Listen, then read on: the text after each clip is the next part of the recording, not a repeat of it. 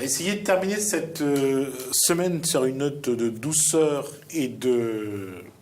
Comment on dire ça? Oui, c'est ce que j'ai essayé de trouver, donc comme je n'ai pas préparé... Le saucisson, ça dépend. Tu peux avoir la douceur, mais tout dépend. Oui.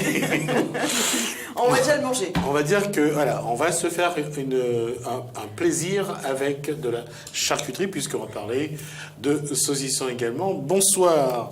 Alors, je vais essayer de me rappeler des noms de mes invités, parce que je n'ai pas besoin tout à l'heure. Alors, Noélo Abélard, hier, on a raté le rendez-vous, donc apiculteur à Saint-Benoît. Et Anna... Oui. Puis Laurent, je crois. Laurent. Laurent. Oui. Je croyais qu'elle avait fait une faute dans la faute. C'est pour ça que j'ai dit puis Laurent. En fait, tu sais que moi, quand je me rappelle plus des prénoms, souvent je fais comme ma fille. Tu sais, souvent c'est Madame Légumes, Monsieur Poisson, etc. Donc là, non, Monsieur le Miel et Madame Saucisson. Alors, aujourd'hui, il y a quelque chose, en tout cas, on le voit sur les fêtes foraines. Vous serez au Festiplante ou pas?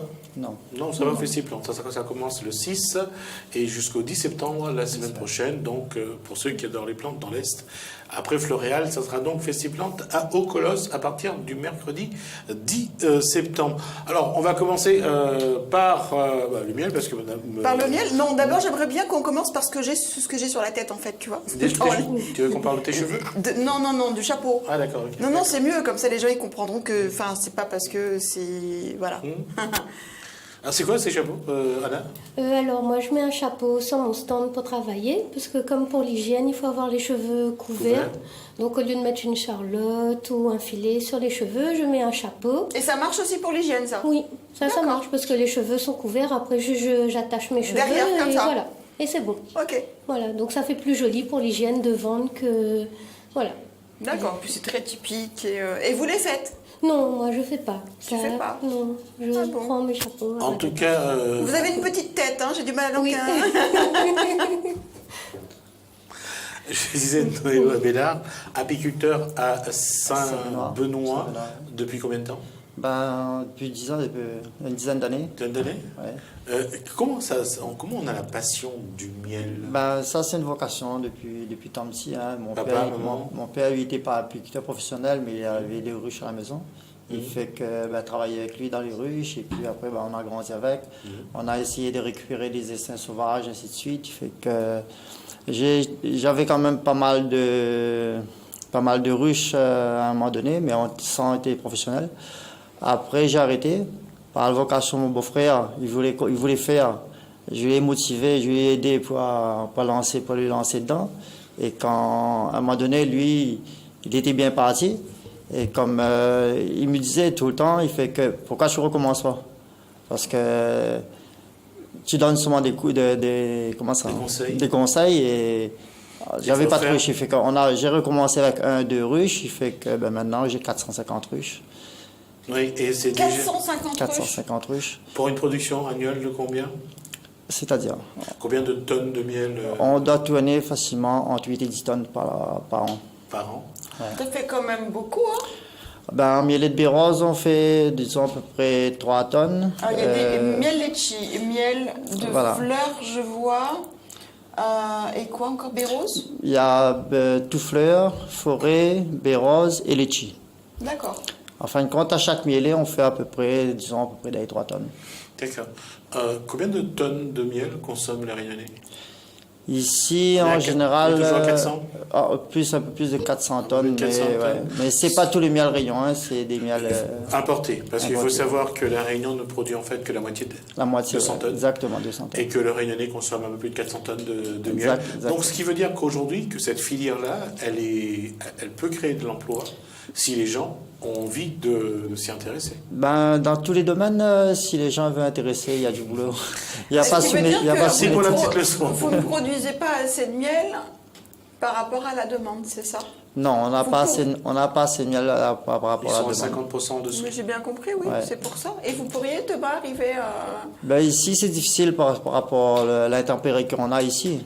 Parce que, par exemple, quand on a des années, par exemple, soit il pleut trop, on est saboté par exemple sur les fleurs, sur les floraisons, en fin de compte. Hein, nous, par exemple, sur Saint-Benoît, on part sur le miel de bérose, par exemple, sur Saint-Gilles, plus sur Saint-Gilles, parce qu'à Saint-Benoît, il pleut trop.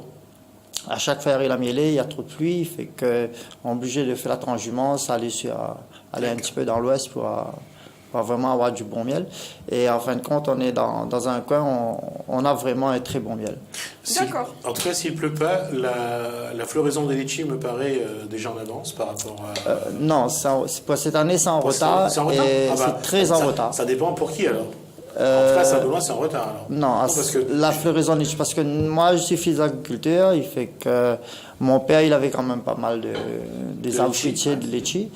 On a grandi dans ces arbres-là, en fin de compte. Hein, il fait que... Et pour vous, c'est en retard. Quoi? Et pour vous, c'est en retard. Cette année, oui. Cette année, c'est en retard et il y a très peu. On a à peu près, pour moi, mon point de vue, on a à peu près entre 15 et 20% de litchis cette année par rapport à l'année dernière. Par rapport à l'année dernière? Carrément. Ouais. Moi, je vais goûter parce qu'il y en a un qui me titille le nez. En fait, Moi, le litchi chez moi, il est déjà en fleurs. on parle. Non, mais là, c'est en retard parce qu'en général, les litchis commencent à fleurir facilement début juillet. C'est horrible, je pensais à un truc. Début juillet, il commence à fleurir et là, on est vraiment en plein dedans normalement. D'accord. Il fait que mais pour cette année, en général, là, il y a des balais de litchis qui ne sont pas ouverts encore. Il fait que pour moi, sur Saint-Benoît, Sainte-Anne, avant hier, j'ai fait la route. Jusqu'à Saint-Joseph, il y en a très peu de fleurs. Alors moi, quand on parle de litchi, c'est très bien de rester dans le sujet. Il y a le miel litchi. Alors je vois là, tu l'as en bouteille. Oui. Le miel litchi, il est tout Ben, il est plus... orange, translucide. Et là, j'en ai un tout blanc, tout bien... Voilà, on dirait ça, même du lait. Voilà, ce miel litchi-là, et le miel... Envoyez, je vais goûter. Le miel crémeux. Et c'est quoi le miel crémeux alors? Pourquoi il est blanc? Du coup, c'est le même miel. Il n'y a rien qui est ajouté dedans, c'est juste une préparation qu'on fait. C'est un savoir-faire, en fin de compte. C'est quoi comme préparation que c'est blanc? En fin de compte, Dis-le vite. il n'y a rien qui est ajouté dedans. Ça, je vous assure. Ça, je vous assure. Mais la texture vous dit que c'est aussi bon que le miel liquide. Mais on l'utilise pourquoi alors? Pourquoi Ça, c'est plus un miel de tartine, le miel de dessert. C'est pour tartiner sur les trucs là? Voilà, ce tartine. Sur les tartines. Voilà. Et après, vous pouvez prendre ça aussi avec des coupelles de fruits. C'est super bon. Je goûte, hein, c'est très bon, non, vraiment. On va passer à... J'avais discuté un petit peu avec Anna. Alors, c'est quelque chose que j'ai vu un petit peu dans les fêtes foraines, entre guillemets. Oui. Il y a aujourd'hui, ça commence à se multiplier, les personnes qui vendent du saucisson. Qu'est-ce qui explique le fait que le Réunionnais commence à aimer en fait. Le Réunionnais voyage de plus en plus. Et même quand il est en métropole ou en Espagne, il aime bien acheter de la charcuterie pour faire goûter à la famille ici à La Réunion. Et là, le fait qu'il retrouve les produits de là-bas et à La Réunion, donc il consomme beaucoup de saucissons, de plus en plus de saucissons à La Réunion. Alors, j'ai vu il y a quelque temps quelqu'un qui vendait du jambon, donc que je recevrai sans doute. Du jambon? Du jambon cru. Et les saucissons, c'est pareil. Alors, les saucissons, il y en a quand même aujourd'hui de toutes les spécialités. Oui. Alors, qu'est-ce qu'on a généralement à La Réunion comme spécialité de saucissons? En fait, moi, mes produits viennent de métropole, donc les spécialités sont un peu différentes. Là, j'ai sanglier, canard et noisettes, c'est les produits phares sur mon stand. Sinon, là, il y a beaucoup qui aiment mexicain, piment, poivron, oignon. Il y a aussi à la myrtille, il y a au roquefort, il y a au fromage de chèvre, il y a plusieurs. Il y a de l'autruche, kangourou, de l'âne. Il y a beaucoup de choix. Ou alors l'âne, ça vient d'où? En fait, toutes les viandes viennent de l'Union européenne et après, c'est fabriqué en métropole. Avec D'accord, tu vois, pas en Corse. Saucisson d'âne, c'est pas en Corse. J'ai jamais dit que c'était en Corse. J'ai dit qu'il y avait des saucissons d'âne. Pour les ânes ou les sous-ânes? Et aujourd'hui, quand ils viennent acheter, généralement, qu'est-ce qu'ils prennent comme le comme produit viande phare, c'est sanglier, ça ils aiment bien, parce qu'ils retrouvent bien le goût du cochon dedans. Après, il y a noisette, où ils aiment bien le côté croquant dans la viande. Et après, c'est toute l'originalité au roquefort, ou au fromage de chèvre, ou à la myrtille aussi, ils aiment bien l'originalité. Qui achète le plus, je dirais, le Réunionnais qui mange ça, je dirais, avec son pain, ou des gens qui essayent d'en faire une... Oui, il y a de tout. Là, il y a le nostalgique, le métropolitain qui arrive et qui a bien aimé son curry saucisse, mais qui est content quand même de retrouver un petit peu de saucisson quand même à La Réunion. Curry de saucisse, on dit un rougail saucisse, non? Rougail saucisse, oui. Non, attention à vous, hein, parce que moi je me fais lyncher à chaque fois et je ne vais pas vous lâcher. Un rougail saucisse. Après, il y a le créole. Ben, justement, il y en a. Moi, j'ai eu des consommateurs réunionnais. Eux, ils aiment bien le saucisson nature pour faire un rougail saucisson, que je savais pas que ça se faisait aussi. Un rougail saucisson? Oui, bien sûr. Un rougail saucisson. Non, mais maintenant, On fait ils un sont rougail pleins. de tout, de toute façon, je veux dire ça. Mais n'importe nawak quand même. Non, Un rougail bah, saucisson pourquoi- sérieux. pourquoi Ouais, c'est- un rougail bouchon ou un. Non, sérieux, un rougail pâté de foie par exemple. Ça, j'ai jamais goûté. Non, sérieux, mais on entend de tout maintenant, mais vraiment, hein, j'ai Et honte. après, il y a ceux qui aiment bien prendre l'apéro avec son petit rhum ou son petit whisky, sa Ça, bière. c'est bien ça. Et voilà. Ça, c'était nos parents qui faisaient ça dans les petits buvettes. Il y avait toujours le petit morceau de fromage cochon ou le petit morceau de saucisson juste avant le petit verre de rhum. Petite lancette. À consommer avec modération. Pardon? Non, la petite lancette, c'est le petit truc. Oui, non. Ni vu ni Non. connu. Est-ce que je peux goûter un bout de saucisson, s'il te Oui, plaît? là, j'ai ramené Jeune fille. Et je sanglier. goûtais Monsieur Abelard. Oui. Alors- Je goûtais celui-là, le miel litchi crémeux. Oui. Et en fait, ça peut être très bien même pour des plats salés. Ouais. Si je me trompe, au goût et tout, ça peut être très bien accompagné d'une viande ou. En cuisine, par contre, nous, on conseille plus le miel de bérose. Le miel de bérose. Celui-là, en quelque sorte, ce miel-là, Quel- ça passe mieux en cuisine. D'accord. Quel est le meilleur miel pour le sarsive? Bah, c'est le bérose. C'est le bérose? Ouais. Parce que c'est plus sucre. J'allais dire, le sucre est beaucoup plus. Non, en fin de compte, C'est le baie, en la quelque baie. sorte, le miel de bérose, si vous voulez, c'est un miel. Nous, notre miel, quand c'est bien concentré, et puis c'est plus un miel épicé.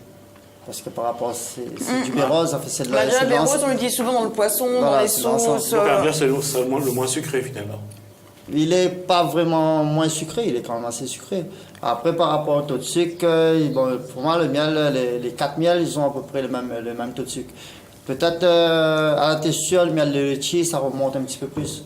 Mais sinon, après les autres, c'est. Eh ben écoute, moi je vais goûter un bout de saucisson avec ton. Mais en sarsive, ton c'est litchi. sûr, le miel de bérose, c'est excellent.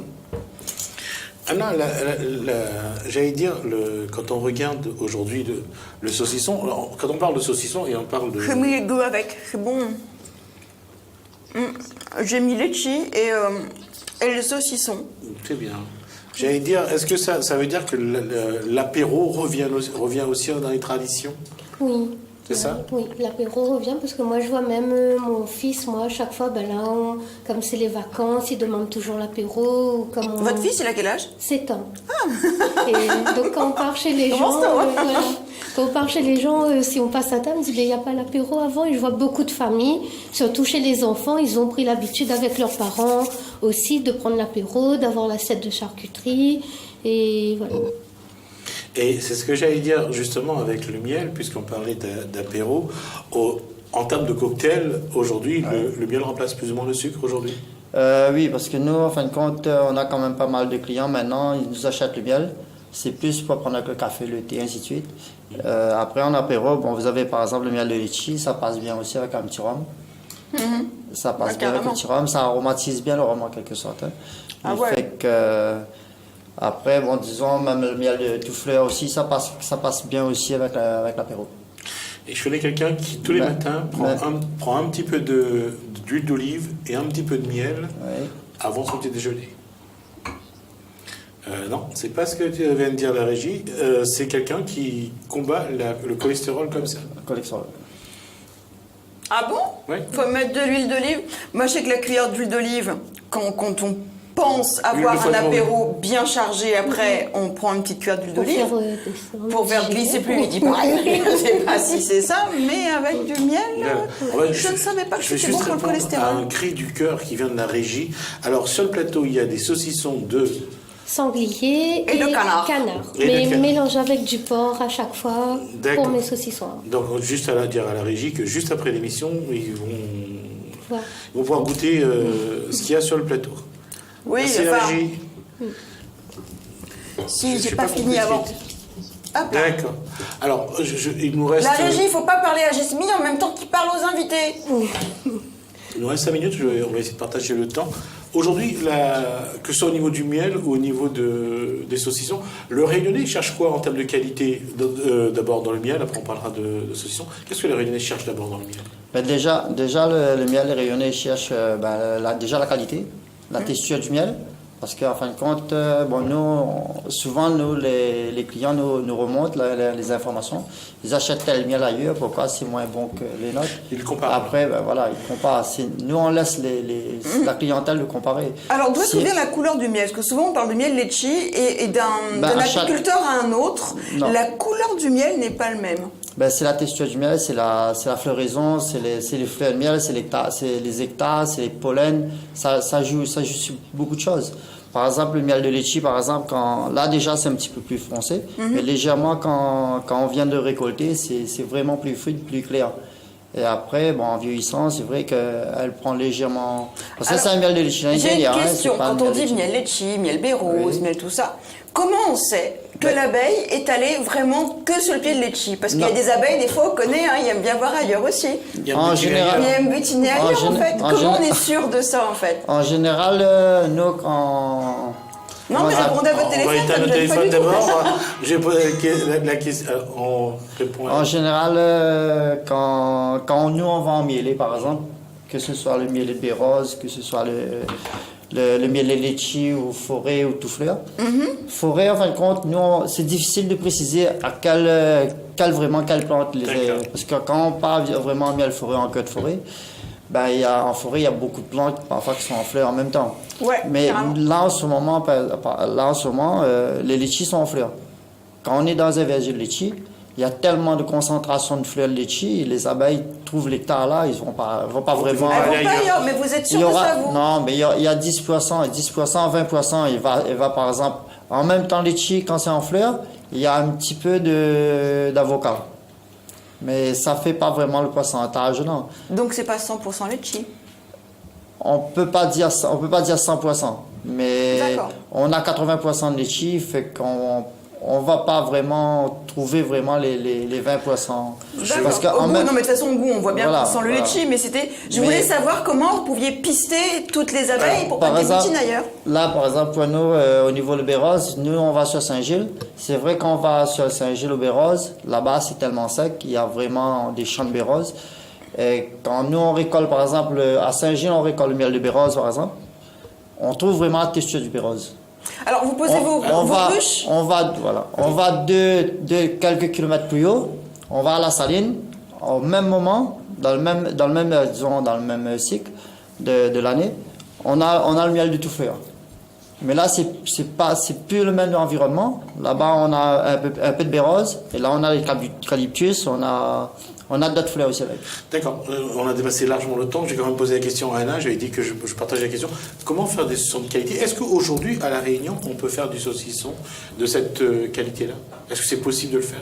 Oui, après c'est en fonction du séchage et de l'étuvage, comme le fabricant fait. Après, on peut faire des saucissons plus ou moins secs selon comment le gras est haché dedans. Et ça c'est un apprentissage? Oui, c'est dans la fabrication même. Moi, à la base, mon fabricant, lui, il fabrique ça depuis 75 ans, comme c'est un fabricant lyonnais. Donc, toute la famille travaille ensemble pour faire la fabrication des saucissons. Et après, juste ici, moi, ce que je constate par rapport aux consommateurs, c'est qu'il y a les personnes âgées, elles aiment le saucisson très moelleux, alors que les plus jeunes vont aimer le saucisson plus sec. Donc moi, quand ça arrive, les saucissons, je ne fais pas trop sécher, justement, pour pouvoir toucher plus de clientèle. Ceux qui veulent faire sécher, après, c'est possible de faire sécher chez eux. Et il est évident aussi une chose aujourd'hui, c'est que si quelqu'un veut faire ça à La Réunion, ça ne sera pas aussi simple. C'est peut-être pas aussi simple, mais c'est vraiment des moyens importants derrière pour s'équiper, surtout. D'accord. Est-ce que la régie, on a déjà largement dépassé le temps, je suppose? Ah, il me reste 10 secondes. Alors, ma question rapidement à vous deux. Votre prochaine sortie, ce serait sur quelle fête? En fin de compte... Ça, on donnera rendez-vous à vos clients? Sûrement pour la fête de Mielvéa, sur la plaine des Cafes. D'accord. Et Anna, Ouais, c'est à la Salette au mois de septembre, ou sinon, juste là, j'ai fait mon site internet. Vous tapez chez Madame et Monsieur Saucisson sur Facebook. Ah, j'adore. J'adore. C'est bon, ça.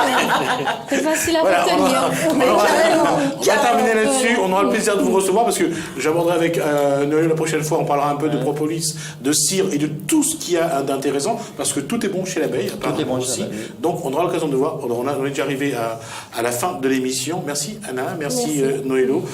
La régie va pouvoir monter, goûter un petit peu aussi bien le miel que les saucissons. J'espère que vous avez pris plaisir à voir ce qu'il y a sur ce plateau. En tout cas, on vous espère que vous avez passé un très bon week-end.